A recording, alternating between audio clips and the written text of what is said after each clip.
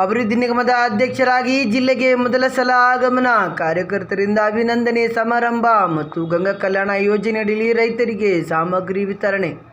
ರಾಯಚೂರು ಗ್ರಾಮೀಣ ಶಾಸಕರು ಬಸನಗೌಡ ದದ್ದಲ್, ಅಧ್ಯಕ್ಷರು ಕರ್ನಾಟಕ ರಾಜ್ಯ ಮಹರ್ಷಿ ವಾಲ್ಮೀಕಿ ಪರಿಶಿಷ್ಟ ಪಂಗಡಗಳ ಅಭಿವೃದ್ಧಿ ನಿಗಮ ಅವರು ಗಾಣದಾಳ್ ಗ್ರಾಮದ ಆರಾಧ್ಯ ದೈವ ಪಂಚಮುಖಿ ಶ್ರೀ ಆಂಜನೇಯ ಸ್ವಾಮಿ ದೇವಸ್ಥಾನದಲ್ಲಿ ನಾಡಿನ ಮತ್ತು ಕ್ಷೇತ್ರದ ಒಳಿತಿಗಾಗಿ ವಿಶೇಷ ಪೂಜೆ ಸಲ್ಲಿಸಿ ದರ್ಶನ ಪಡೆದರು.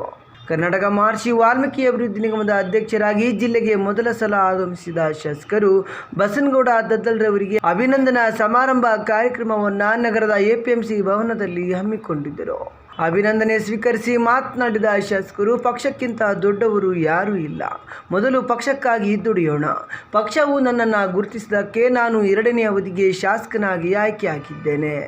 ರಾಜ್ಯದ ಮುಖ್ಯಮಂತ್ರಿಗಳು ಸಿದ್ದರಾಮಯ್ಯರವರು ಹಾಗೂ ಉಪಮುಖ್ಯಮಂತ್ರಿಗಳು ಡಿ.ಕೆ. ಶಿವಕುಮಾರ್ ಹಾಗೂ ಎಐಸಿಸಿ ಅಧ್ಯಕ್ಷರು ಮಲ್ಲಿಕಾರ್ಜುನ್ ಖರ್ಗೆಜಿಯವರು ಮತ್ತು ರಾಹುಲ್ ಗಾಂಧೀಜಿಯವರು ನನ್ನ ಪಕ್ಷನಿಷ್ಠೆಯನ್ನು ಗುರುತಿಸಿ ಅಭಿವೃದ್ಧಿ ನಿಗಮದ ಅಧ್ಯಕ್ಷರಾಗಿ ಆಯ್ಕೆ ಮಾಡಲಾಗಿದೆ ಎಂದು ಅಭಿನಂದಿಸಿದರು. 2024ರ ಲೋಕಸಭಾ ಚುನಾವಣೆಯಲ್ಲಿ ರಾಜ್ಯದಲ್ಲಿ ಮತ್ತು ಜಿಲ್ಲೆಯಲ್ಲಿ ಕಾಂಗ್ರೆಸ್ ಪಕ್ಷದ ಅಭ್ಯರ್ಥಿಗಳನ್ನು ಗೆಲ್ಲಿಸುವ ನಿಟ್ಟಿನಲ್ಲಿ ನಾವೆಲ್ಲ ಒಟ್ಟಾಗಿ ಕೆಲಸ ಮಾಡೋಣ ಮತ್ತು ಜಿಲ್ಲೆಯಲ್ಲಿ ಕಾಂಗ್ರೆಸ್ ಪಕ್ಷದ ಅಭ್ಯರ್ಥಿಯನ್ನು ಗೆಲ್ಲಿಸೋಣ ಎಂದರು. ರಾಯಚೂರು ಗ್ರಾಮೀಣ ಕ್ಷೇತ್ರದ ಜನರಿಗೆ ಅಭಿವೃದ್ಧಿ ನಿಗಮದ ವತಿಯಿಂದ ದೊರೆಯುವ ಪ್ರತಿಯೊಂದು ಸೌಲಭ್ಯಗಳನ್ನು ದೊರೆಯುವ ನಿಟ್ಟಿನಲ್ಲಿ ಪ್ರಾಮಾಣಿಕ ಪ್ರಯತ್ನ ಮಾಡುತ್ತೇನೆ. ನನ್ನ ಕ್ಷೇತ್ರವನ್ನು ಸಂಪೂರ್ಣ ನೀರಾವರಿಯನ್ನಾಗಿ ಮಾಡಲು ಕಳೆದ ಅವಧಿಯಿಂದಲೂ ಕೂಡ ನನ್ನ ಮೊದಲ ಆದ್ಯತೆ ನೀರಾವರಿ ಕ್ಷೇತ್ರಕ್ಕೆ ಇದೆ. ಈಗಾಗಲೇ ಬಂಗಾರಪ್ಪ ಕೆರೆ, ಬೂದೂರು ಕೆರೆ ತುಂಬುವ ಯೋಜನೆಗೆ 700 ಕೋಟಿ ರೂಪಾಯಿ ಕಾಮಗಾರಿಯು ಪೂರ್ಣಗೊಂಡಿದೆ. ಜೊತೆಗೆ ಗುಂಜಳ್ಳಿ ಮತ್ತು ಬಸಪ್ಪ ಕೆರೆ ಮತ್ತು ಚಿಕ್ಕಮಂಸಾಲಿ ಬ್ರಿಡ್ಜ್ ಕಮ್ ಬ್ಯಾರೇಜ್ ನಿರ್ಮಾಣಕ್ಕೆ 150 ಕೋಟಿ ರೂಪಾಯಿ ಮಂಜೂರು ಮಾಡಿಸಲಾಗಿದೆ. ಎಲ್ಲ ಧರ್ಮದವರಿಗೂ ದೇವಸ್ಥಾನಗಳು ಮತ್ತು ಮಸೀದಿಗಳು ಹಾಗೂ ಚರ್ಚ್ಗಳ ಅಭಿವೃದ್ಧಿಗೆ ಹೆಚ್ಚಿನ ಒತ್ತು ನೀಡಲಾಗುವುದು. ಪ್ರತಿಯೊಬ್ಬ ಮತದಾರರು ಕೂಡ ನನಗೆ ದೊಡ್ಡ ಶಕ್ತಿ ಇದ್ದಂತೆ. ನಿಮಗಾಗಿ ಹಗಲಿರುಳು ಶ್ರಮಿಸುತ್ತೇನೆ. ಚಂದ್ರಗೊಂಡ ಭಾಗದಲ್ಲಿ 49 ಕೋಟಿ ರೂಪಾಯಿ ನೀರಾವರಿ ಯೋಜನೆಗೆ ಸರ್ಕಾರಕ್ಕೆ ಪ್ರಸ್ತಾವನೆ ಸಲ್ಲಿಸಲಾಗಿದೆ.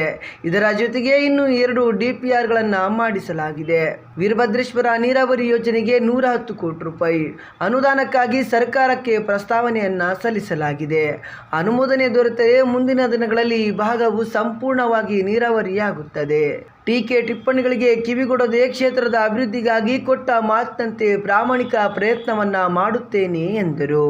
ನಂತರ ಪರಿಶಿಷ್ಟ ಜಾತಿ ಮತ್ತು ಪರಿಶಿಷ್ಟ ಪಂಗಡದ ನಿಗಮದ ವತಿಯಿಂದ ಗಂಗಾ ಕಲ್ಯಾಣ ಯೋಜನೆಯಲ್ಲಿ ಆಯ್ಕೆಯಾದ ಅರ್ಹ ಫಲಾನುಭವಿ ರೈತರಿಗೆ ಮೋಟಾರ್, ಪೈಪ್ ಸೆಟ್ ಸೇರಿದಂತೆ ಇತರೆ ಸಾಮಗ್ರಿಗಳನ್ನು ಶಾಸಕರು ವಿತರಿಸಿ ಮಾತನಾಡಿದರು. ಈ ಸಂದರ್ಭದಲ್ಲಿ ಕೆಪಿಸಿಸಿ ಪ್ರಧಾನ ಕಾರ್ಯದರ್ಶಿಗಳಾದ ಎ. ವಸಂತಕುಮಾರ್, ಶಾಂತಪ್ಪ, ರಾಜಶೇಖರ್ ನಾಯಕ್, ಎಪಿಎಂಸಿ ಅಧ್ಯಕ್ಷರು ಮಲ್ಲಿಕಾರ್ಜುನ್ ಗೌಡ, ದೇವಸುಗೂರು ಬ್ಲಾಕ್ ಕಾಂಗ್ರೆಸ್ ಅಧ್ಯಕ್ಷರಾದ ಕೆ. ಪಂಪಾಪತಿ, ಅಸ್ಲಂ ಪಾಷಾ ಸಿರ್ವಾರ್, ಜಯಂತರಾಜ್ ಪತಂಗಿ, ಚಂದ್ರಶೇಖರ್ ಆಶಾಪುರ್, ಬಸವರಾಜ್ ವಕೀಲರು, ರಾಮನಗೌಡ ವಕೀಲರು ಸೇರಿದಂತೆ ಹಿರಿಯ ಮುಖಂಡರು ಮತ್ತು ಯುವ ಮುಖಂಡರು ಉಪಸ್ಥಿತರಿದ್ದರು.